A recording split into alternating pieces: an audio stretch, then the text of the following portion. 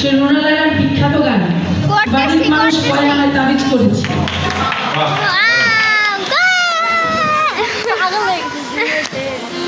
আরে ওর গানটা শোনার জন্য মানে এক্সাইটেড, ও নার্ভাস হয়ে গেছে। একটু সুন্দর করে গাইস বোন তারা এগারে করে হ্যাঁ করতেছি তো ভিডিও। খুব সুন্দর করে হাসছে। আমার শ্রদ্ধা গোস্বামীর কণ্ঠে গান শুনবো। মামা কারোর লোকটা হাসন করবো না, যদি হাসি বুঝতে তো কেমন। আমি হাসি কন্ট্রোল করতে পারি কিন্তু তোদের ছবিটা দেখতে পারি না।